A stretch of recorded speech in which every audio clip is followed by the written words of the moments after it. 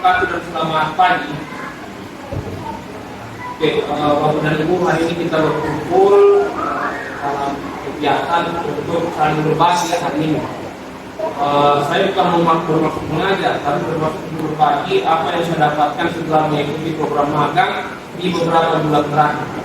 Ya, jadi namanya saya kasih nama sharing session hari ini. Sharing session yang pertama ini adalah terkait dengan perubahan paradigma. Dan jelas Bapak dan Ibu, kita mesti tahu bahwa kalau kita ingin berkembang, kita harus membangun pola pikir. Kalau pola pikir kita sudah berubah, baru kita bisa berkembang. Kalau pola pikir kita belum berubah, maka akan sulit, maka akan sulit untuk berkembang. Maka untuk yang pertama itu adalah bagaimana cara kita merubah paradigma kita atau cara pandang kita, maka dapat berkembang kita. Oke, jadi ini untuk yang pertama. Dalam pelatihan juga biasanya kita ada kesepakatan yang kita buat antara narasumber maupun peserta. Yang pertama adalah hadir tepat waktu. Saya sudah berterima kasih kepada Bapak dan Ibu yang sudah hadir tepat waktu hari ini. Kemudian model ini pada handphonenya supaya kita bisa lebih fokus dan ketika berpartisipasi aktif ketika nanti ada pemaparan ataupun tugas sertifikat. Harapan saya Bapak dan Ibu bisa berpartisipasi dan aktif. Dan keempat adalah selalu melihat kebersihan. Nah ini pertama supaya setelah keluar dari sini. Oke, ini 4 kesepakatan yang ada untuk kesepakatan ini. Nah, sebelum kita mulai seperti biasa kita berdoa terlebih dahulu. Sebagai bentuk rasa terima kasih kita kepada tim. Oke, mungkin saya pimpin saja langsung doanya. Silakan Bapak dan Ibu berdoa untuk kamu masing-masing sebelum kita mulai kegiatan hari ini. Doa dulu. Oke, tujuan sharing pertemuan pertama adalah memiliki setelah Bapak dan Ibu mengikuti sharing pertama hari ini, Bapak dan Ibu nanti memiliki paradigma baru atau pola pandang baru dalam pendidikan yang sesuai dengan prinsip kurikulum merdeka.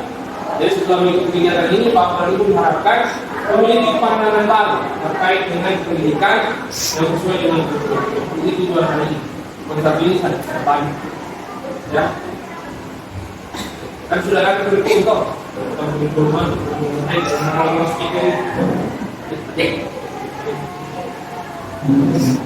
Oke, explaining dulu. Ya, jadi kalau kita dimakan sebelum kita masuk lebih jauh ke pertemuannya, kita bikin explaining dulu supaya melihat apakah kita itu sudah fokus atau tidak. Karena biasanya pikiran kita kan mengawang-awang.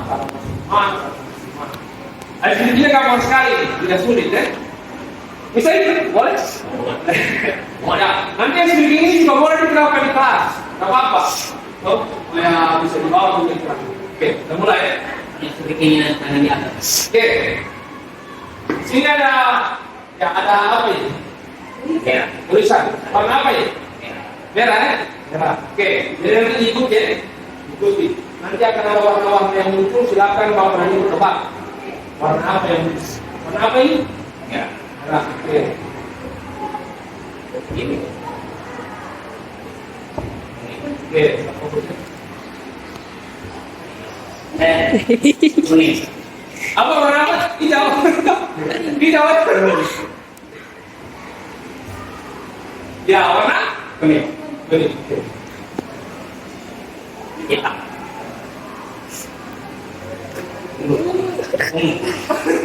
Warna ungu. Bukan biru ya? Oke. Hijau. Merah. Oke. Konsep. Ya. Oke. Ya, itu speaking. Jadi yang tadi itu bisa Bapak dan Ibu terapkan di kelas yang untuk menguji seberapa fokus anak-anak. Oke. Mengawali aktivitas kita. Di awal saya akan membagikan kertas yang nantinya Bapak dan Ibu akan mengerjakan ini. Dua ini, gambarlah sebuah pemandangan alam dan gambarlah sebuah itu. Ya, oke, berangkat.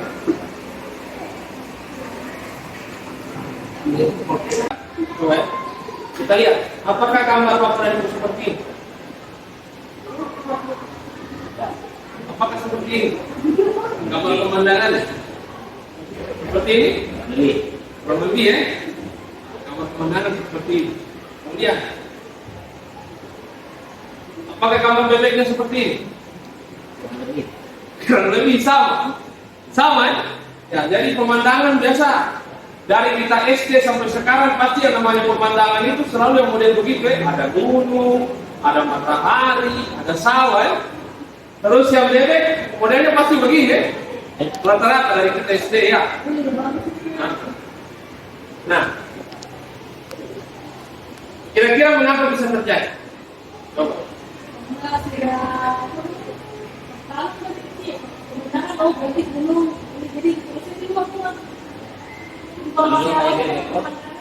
Bebek pemikirannya kita itu karena dia seperti ini. Tapi bebek seperti ini, jalannya seperti ini.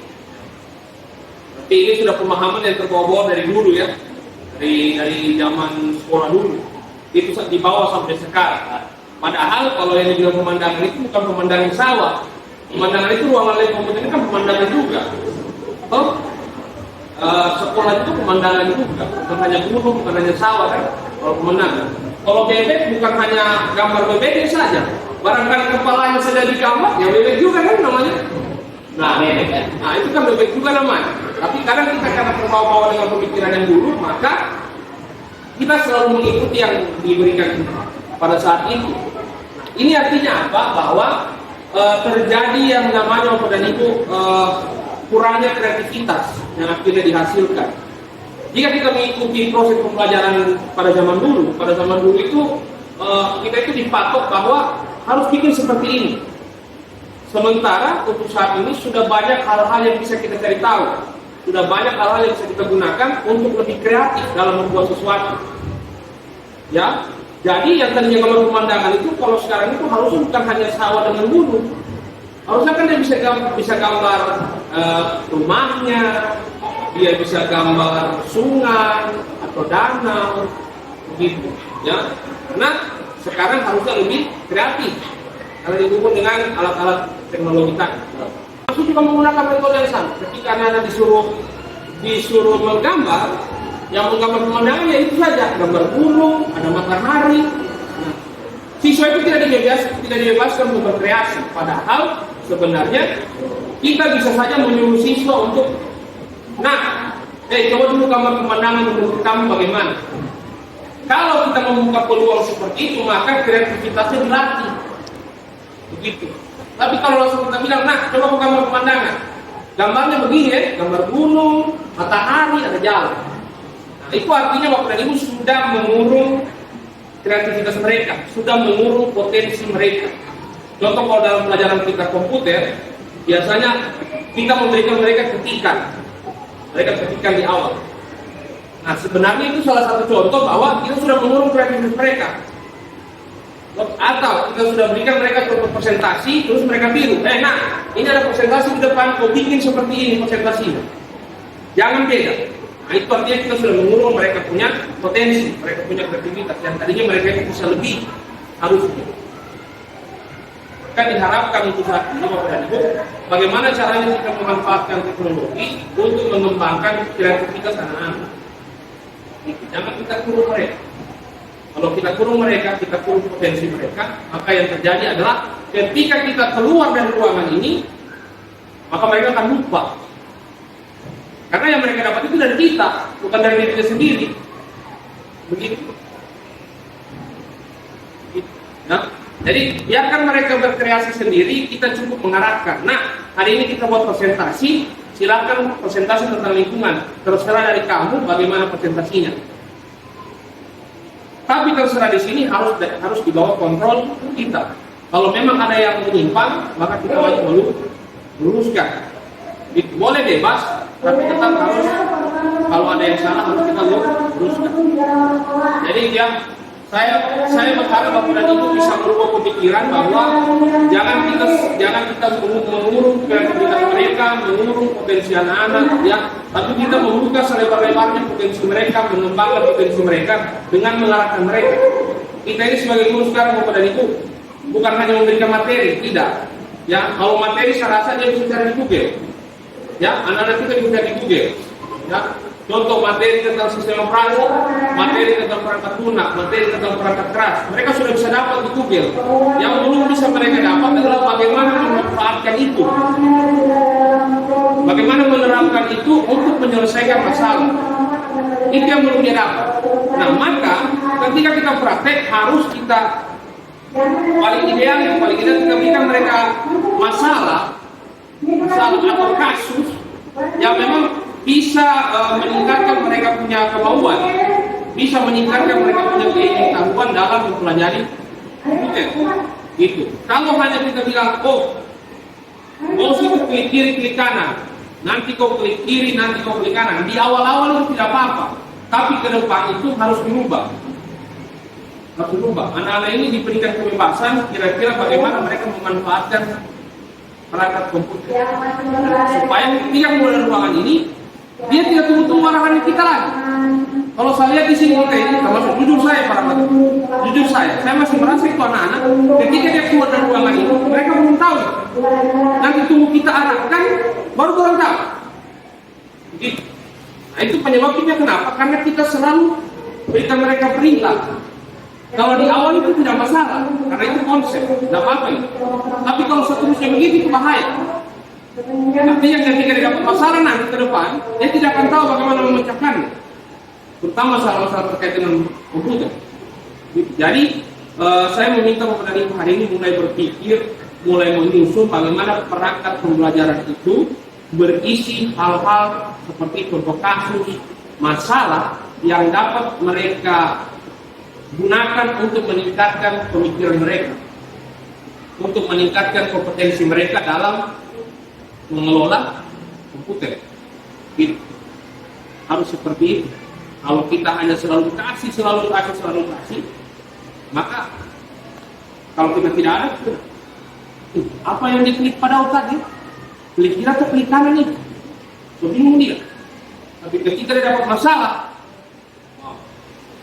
akan dia ingat itu, oh, langkah ini untuk menyelesaikan masalah yang ini, itu pas. Gitu. Langkah ini untuk menyelesaikan masalah yang ini. Gitu. Tapi memang saya rasa itu tidak mudah. Saya sendiri belum terlalu bisa menerapkan.